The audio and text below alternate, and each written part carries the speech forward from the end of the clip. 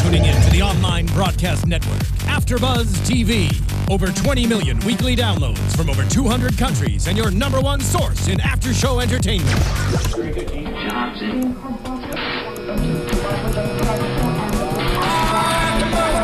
AFTERBUZZ TV, the destination for TV superfans. Producing aftershows for over 300 of your favorite TV shows. Interviewing celebrities and showrunners. And bringing you behind-the-scenes exclusives. All thanks to E! Entertainment's Maria Menounos, producer Kevin Undergaro, and internet leader Akamai. Now, let the buzz begin!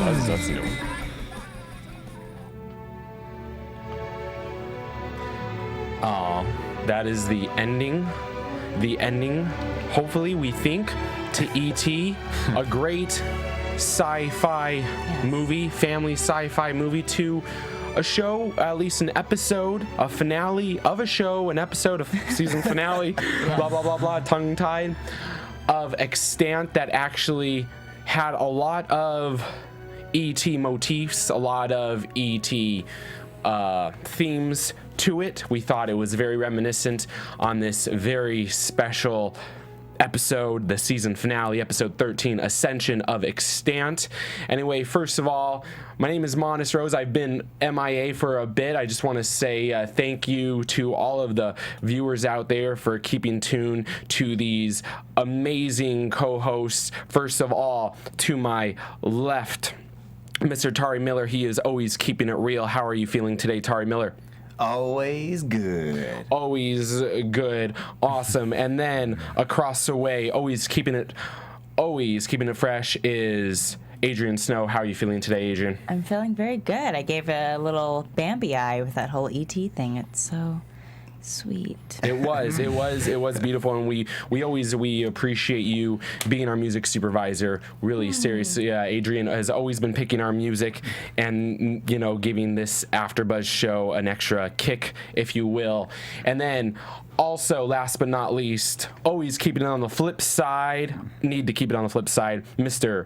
Charlie Berens. How are you, Mr. Charlie Berens? I am keeping it on the flip side. Absolutely. Yes. Absolutely. Yes, now, before we start this amazing special AfterBuzz show of Extant, I want to point out that, we are super fans. We do love Extant. We are like fans doing, it's football season, and to do an analogy, we are like fans of, say, like the Cleveland Browns or like the Buffalo Bills. These are, there are super fans out there to teams that lose, and whether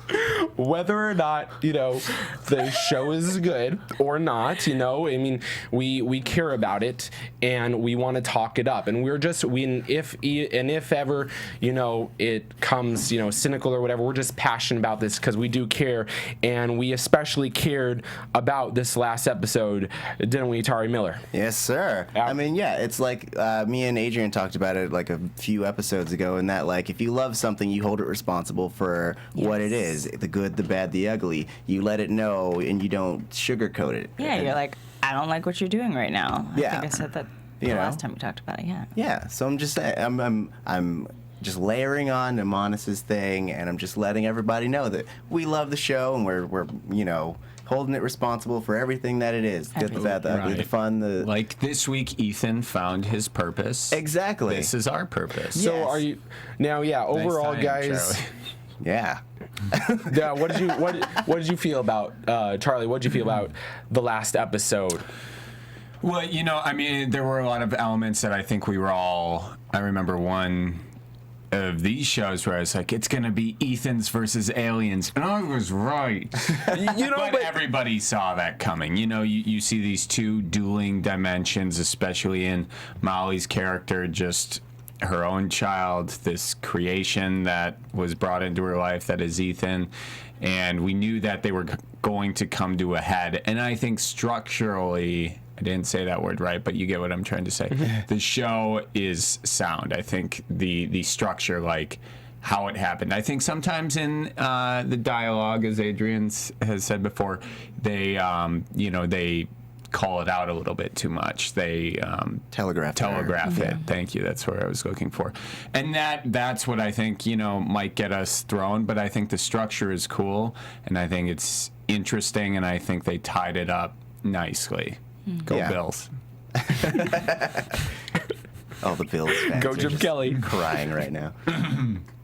Absolutely. So Adrian, yes, you have, we all express our passion about Extant. You have as well. What did you think of the season finale? Did you think it was up to par, below par? Yeah, how do you feel? I thought it was tied up very nicely. It was like, maybe we could have a cliffhanger, maybe we cannot. Oh, these things are happening. Is that intriguing you? It could end like this. And I was like, God, seriously. But I mean, I'll have what she's having. for the most part, it was one of those things where, overall, to be honest, I really wanted Extant to just be better. I wanted it to just be dialogue and plot just better. And it, in the end, it was just wrapped up too nicely for me. I feel like, to bring up Quantum Leap. Quantum Leap ended poorly because it was canceled, and they straight up just were like, Sam was lost in space. He was never went home again. And that is devastating for fans, because it's like, what did you do? You just destroyed 4 years of my life, hoping that this man would get back to his house. And I'm not saying Quantum Leap was the best show in the world, but it had something about it that drew people in, that made it want to keep coming back for years and years and years. Right. I feel... And I felt like that Extant just kind of just wrapped it up too quickly in season 1, and it doesn't give you anything to, like, crave over the time that it's gone. And and I've evolved. I mean, I really was rooting for this show at the beginning, but I've even noticed, some change. Actually, there was never really change, but for me, I never, as a viewer, as a fan of this show, I could never really believe what the characters were believing. If yes, whether it be the acting, the story, there were a lot of ultra melodramatic moments, especially in tonight's episode.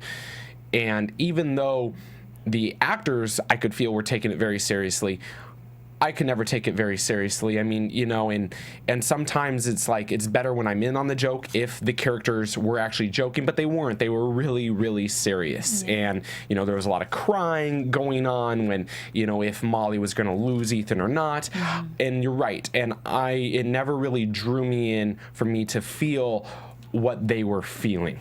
Yeah. Does that make sense at all? Yeah. Well, to give the show credit, though, like, there were a lot of really high concept ideas. I think that the biggest hurdle for the show was, it was the medium. I mean, if it was a show, they could have cut some stuff down, or not a show. If it were a movie, they could have, like, thinned out some of the fat, and it could have been more cohesive. If it were a longer series, maybe on a non-network channel, then they could have gotten a little darker with it. Like, we've had little pieces of it here and there. Like, we got Katie's body and, like, just everything that the Spores have been doing.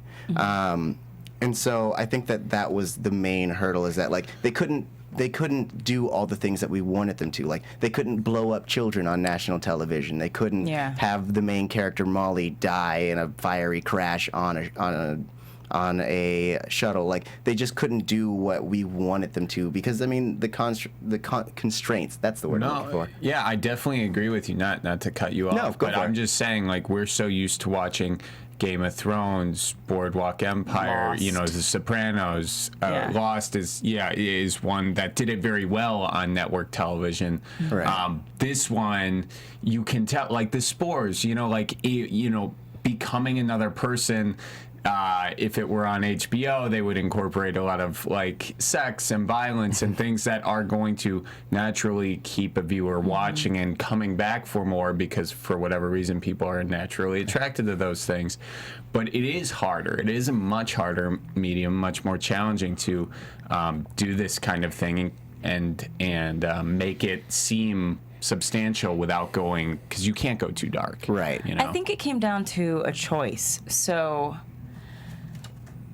if, and this sounds horrible, but it seemed like the writers, it seemed like the producers lost faith in the show and its ability to go past season 1.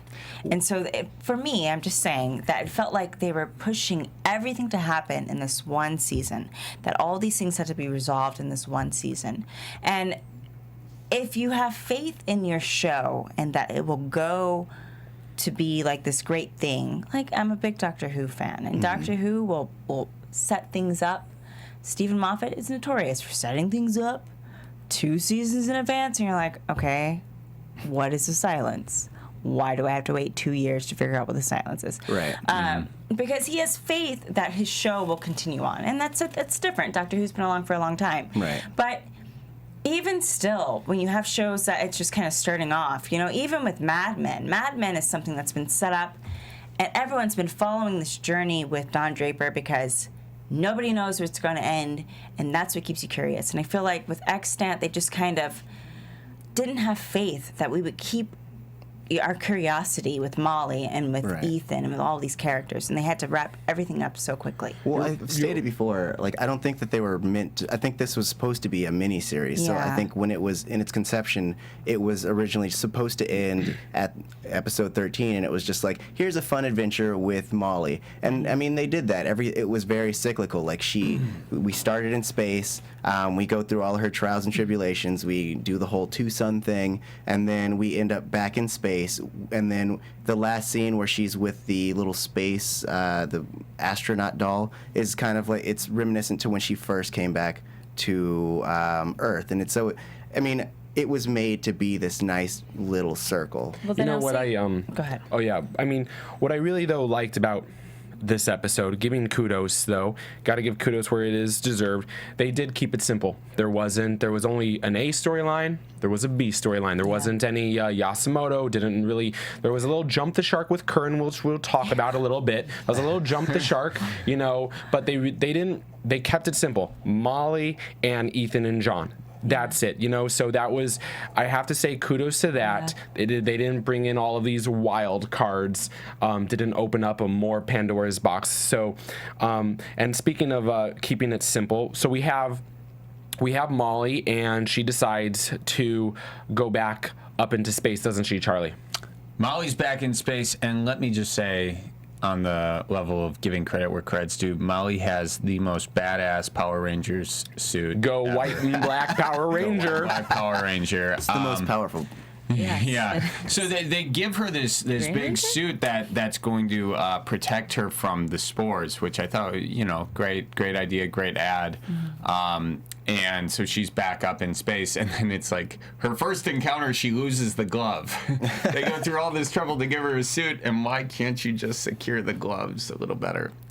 Anyway, but I thought that was a nice tie-in because it allows for that first encounter where that this is definitely an alien with Molly's encounter with Katie. Mm-hmm. And I thought it was a very powerful moment on Molly's part of just pushing her away, and like I was surprised that was going to happen. I thought that the spores or the alien cousin, whatever it is, was going to push back and show more power, but it's really just they use that to get inside the human, and it's the human that ends up doing all these things. Yeah. So that was a cool thing to see. I mean, I think we all knew that, but to see that scene, I think it was a nice confrontation. And did you now she was also up there not just to combat and destroy pretty much the Seraphim, but she was up there to save Sean. What did you think of that storyline? And Tauri? Planet Earth. And Planet Earth, yes. Yes, and Planet Earth. I thought it was really interesting, because I was saying that I really liked Sean. He was a really good character. In the short time that we had seen him, we had actually, got to enjoy, and we had a little bit of his backstory, and he's developed and everything, and you felt for his love for Katie and all that stuff. So I was glad that he was saved and he wasn't essentially impregnated and an alien at that point. And then I mean, it's a bummer that he got taken over again, because when Molly locks Katie into that little chamber, he takes her out because it takes the form of Molly, which is like the dumbest thing that you could have done from a person standpoint, to be like, she's talking to me in my ear, but I'm going to check this out. So I thought that was funny.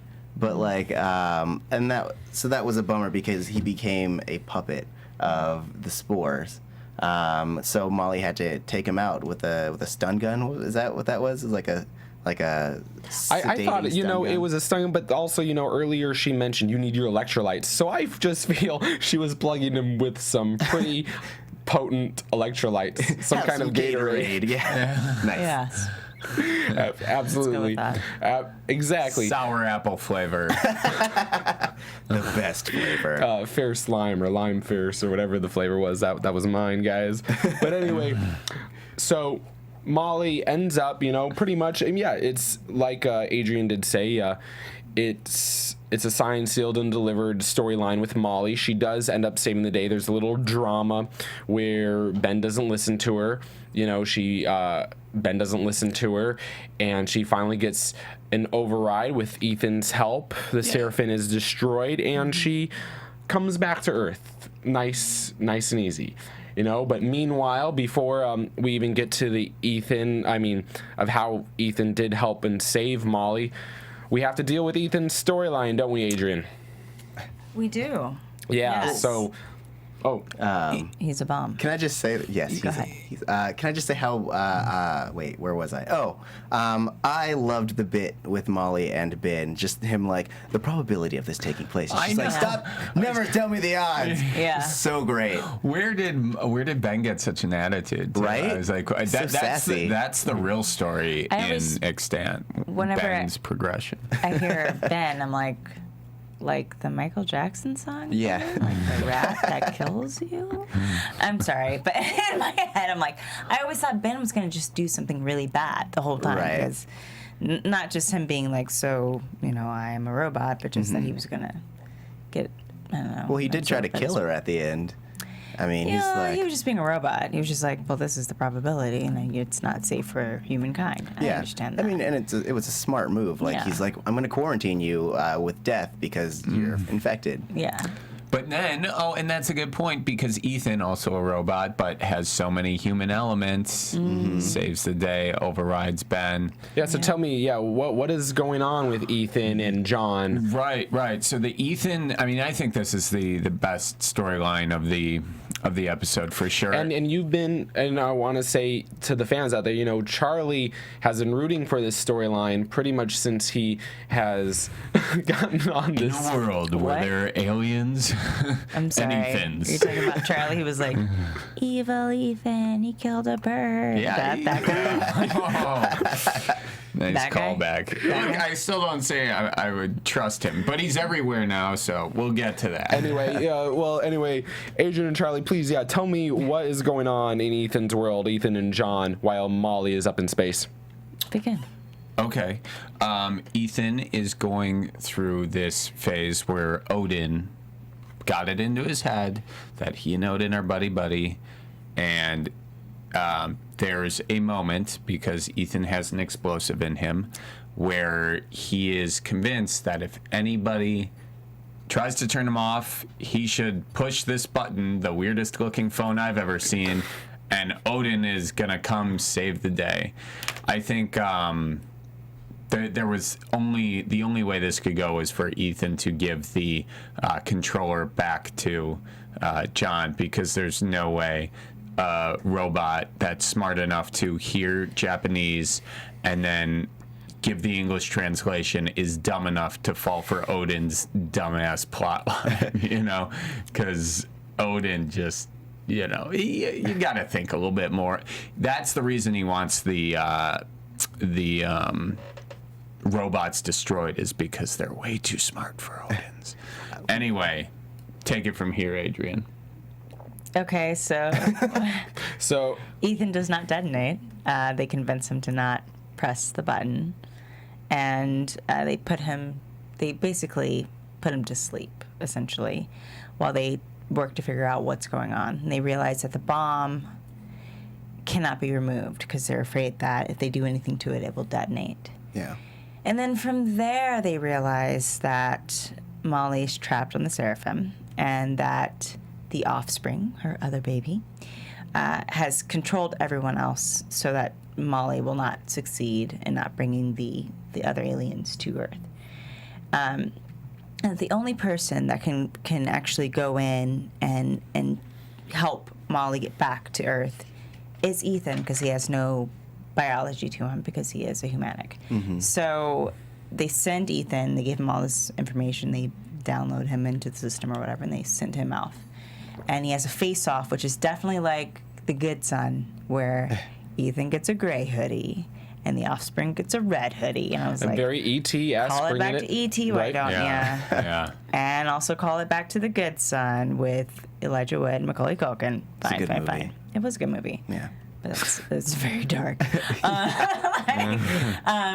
It kind of becomes this face-off, which we were like, they wouldn't do that, right? They're not going to have it where it's like humanics versus the aliens, because you're not going to kill aliens versus Ethan? Yeah, they're not going to kill two children, right? But they did it. And sorry, I cracked my knuckles. And then so they had like a little mini like kid face-off where Ethan essentially saves the day, but not without the offspring giving him like the death stare and bringing him a bunch of glass and stuff. I was hoping that Ethan was gonna, since he is advancing mentally, I was hoping he'd be like, I know Kung Fu. And there'd just be this epic battle between the two of them. That would have been amazing. You're thinking like Charlie. Yeah, right? You're thinking like Charlie thinks. That would have been great. Yeah, that was a very... Yeah, both of you are simpatico, I feel. Me and Charlie know where it's at. Yeah, That's absolutely. serious. I really do wish I thought of that, because how amazing would that... I mean, the alien can... Now I'm going to stay on this. Oh, yeah. It's your fault. Hey. The alien can, like, think about waves and break glass, but Ethan should be able to have studied the Matrix long enough to know how to dodge every single shard of glass. Exactly. In the Matrix. No, I know, but he can study the movie and adapt it. I mean, he works with Japanese. It's got to work with the Matrix. To know what that is. I'm just gonna be real. It's in his memory bank. It's in his the Matrix was definitely the programmed Matrix, into what they him. download into his... Can we stop? Yeah, totally. The Okay. Matrix, what they download there's- into his... Bringing it back. So there's a lot of, but there's, what I mean, like I said, there was simplicity. So we just dealt with Ethan, we just dealt with Molly. There's a lot of characters that,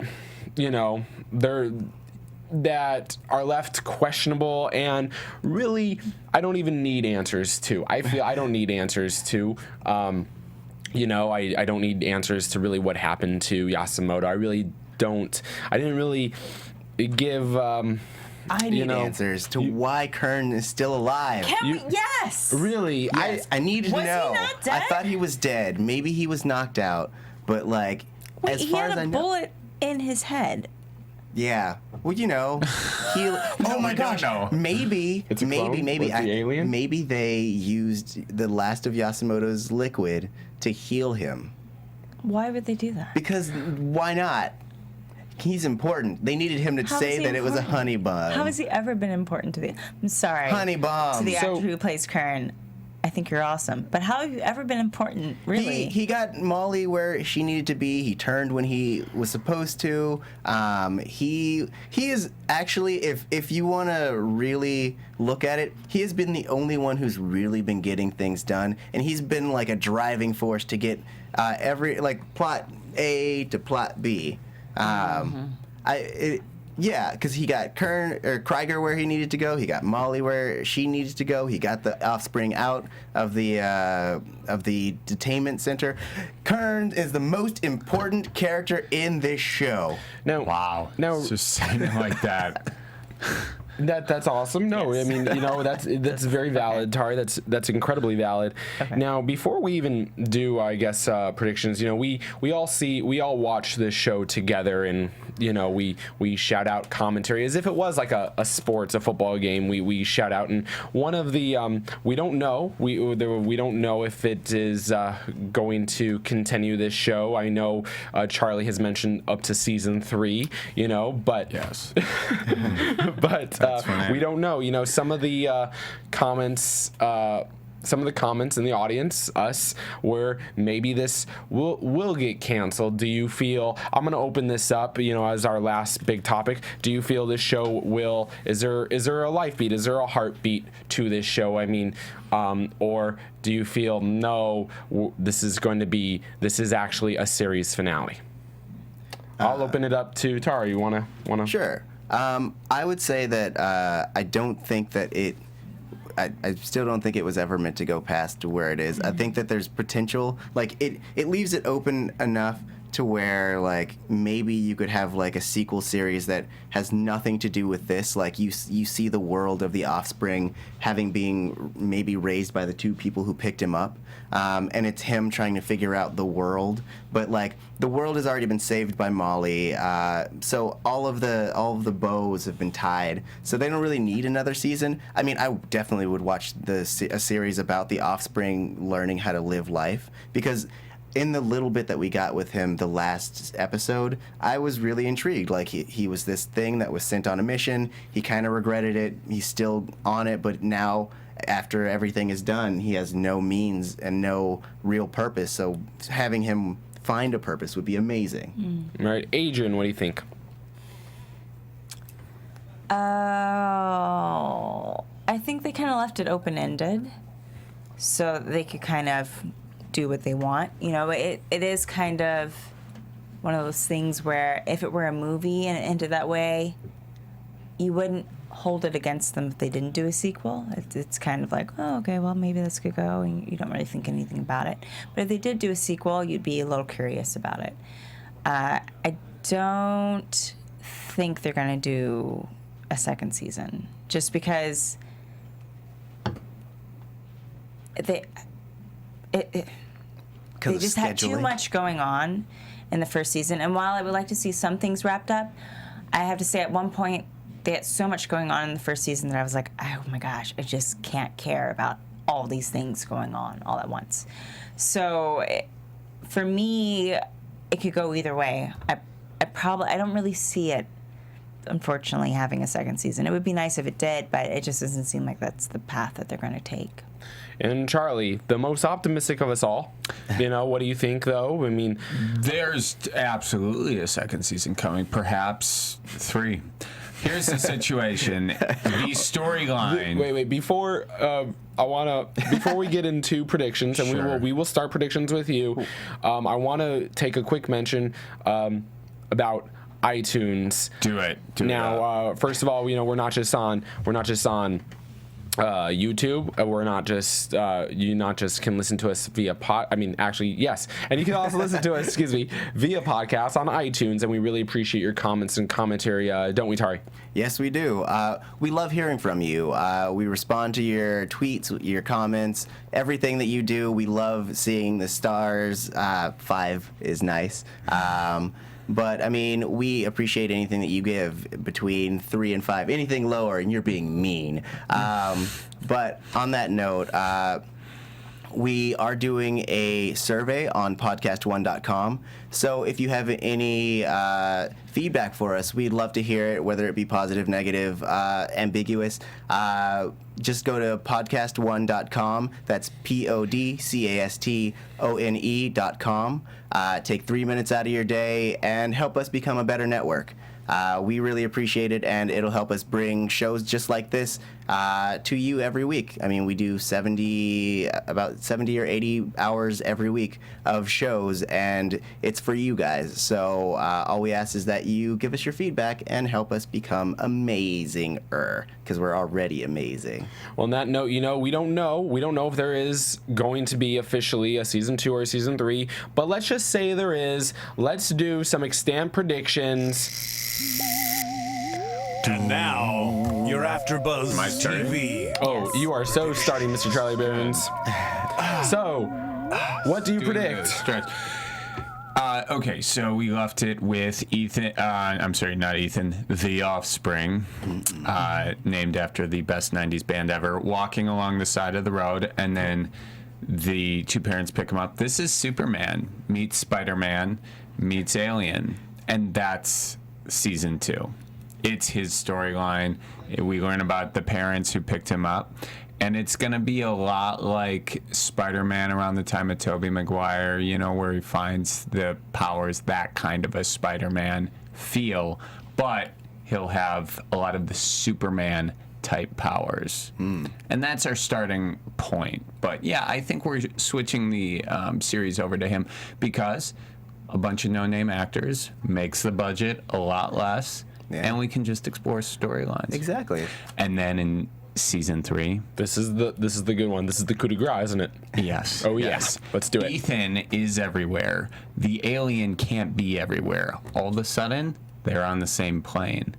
Battle. Ethan's versus aliens. Oh, Season Ethan could 3. be like his Brainiac. I just want to say before we open up more like that. predictions, it has been a joy. It has been a joy to co-host this panel with all of you, especially though with you, Adrian. I get to watch your eyes. You know, your eyes, your facial expressions and gestures. I've counted at least over 75. I'm just saying, you know, from all of our. I love how you bring that up right after I get my prediction. I know she was rolling her eyes right there or giving evil looks. I was amused. All right, Adrian. Well, let's say there was a second, even a third season, as Charlie said. What's going to happen? Yeah, let me practice my facial expressions. Well, if the offspring is growing at a rapid rate, and he is the only spore alien that's made it to Earth, then I'm thinking more of a like horrific type species situation paired with a kind of Terminator situation with Ethan. But rather than Ethan being like T-1000, he's more like John. Last name I've forgotten. What is his last name? John O'Connor? No, John. No, Connor. Connor, yeah. Connor, yeah. John Connor. Not McClane. I was like, Carter? That's wrong.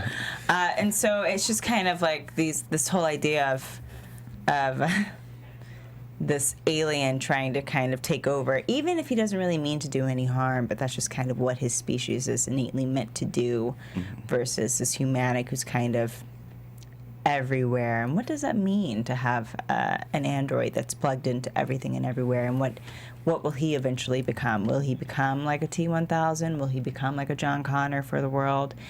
And to have kind of Molly be like that Sarah Connor type of personality where she's kind of helping fight the good fight, and then John, real John, probably dies. Tauri Miller, what do you think is going to happen? Predictions. I would say I think that because of the concept of the original plan was to bring the Seraphim and have it essentially burn away and the spores take over. I think that could still be a thing. So when the second season comes in, you'll find that parts of the Seraphim have fallen to Earth, and so the spores start kind of taking over, but no one knows what's happening, and so it becomes up to this group of people who were in on the whole situation to kind of get the word out across the world. Like, so if it were to land, I would hope it wouldn't land in America. That way, like, Of course it's going to land in America. no, it has to land outside, so that, like, you know, that way it's not direct. It's not people who are directly affected by the first run of it. So then it kind of brings this whole other aspect and makes it more of like a saving the world as opposed to like saving this town, which we kind of hung out in the So whole kind of time. like a body snatchers type deal. Yeah. Now, you are all actually a lot more optimistic than I am. I don't predict anything. I feel this show is on its last legs. I will drop the bomb. What happened to Go Bills? What happened to that? Snap. Yay for Browns. Why did you decide to go last? You should went first. Yeah, seriously. I would say, but if all right, fine. If CBS Tonight or said second season, I feel scrap the whole first season. It's an anthology, just like an American Horror Stories or True Detective, and we're just gonna wipe the slate clean. Whole new story, whole new characters, you know, big name stars once again. That's how it's gonna be played. Well, anyway, on that note, you know, all of us have our Twitter accounts. All of us have, you know, you just don't have to watch us here in the AfterBuzz. Where can people find you, Miss Adrian Snow? You can find me on Instagram and Twitter at Miss Adrian Snow. That's Adrian Snow as in Jon Snow. Excellent, excellent. Charlie Berens, where can people find you? Charlie Berens, it's at Charlie Berens for the Twitters and at Charlie Berens for the Instagram because I'm just that creative. And can are you allowed to do any shout outs or plugs on any of your other projects, Charlie, or not as of yet? Not quite yet. Okay. Well, guys, though, be on the lookout for Charlie Berens. He's going to be doing some other amazing things out there. All right, everyone, where can everyone find you, Mr. Tauri Miller? You can find me on Twitter at TauriJ, that's TauriJay. You can also find me on the Sword Art Online panel on Sundays, the Doctor Who Classics panel on Wednesdays, and the upcoming Legend of Korra panel, because it's coming back, baby. Oh, wait. You can also find me on the Grace Point panel beginning on Thursdays, October 2nd. Excellent. And you can find me. It's my name's Monis Rose. It's on Twitter. It's at Rest Fiction. That stands for Restaurant Fiction, which is a website and podcast where you can listen and read. I just wrote a review on the chocolate shop featured in Chocolat Maya Chocolaterie. So please check that out, read. I think you'll find that very amusing. Well, anyway, guys, I just want to say this has been a fantastic, really fun, awesome, magnificent ride. You guys are all great. I am proud and impressed with all that you do. Get canceled. Shucks. Made it to the end, Hey, but that's exactly for Adrian and I. We do have already this relationship. This has been the longest TV show we've been on, AfterBuzz panel. So we are both very proud. Anyway, guys out there, thank you all for watching, listening, doing all that you do. And remember, like at the beginning, keep it real, keep it fresh, and always keep on the flip side. From executive producers Maria Menounos, Kevin Undergaro, Phil Svitek, and the entire AfterBuzz TV staff, we would like to thank you for listening to the AfterBuzz TV network. To watch or listen to other after shows and post comments or questions, be sure to visit AfterBuzzTV.com. I'm Sir Richard Wentworth, and this has been a presentation of AfterBuzz TV. Buzz you later. The views expressed herein are those of the hosts only and do not necessarily reflect the views of AfterBuzz TV or its owners or principals.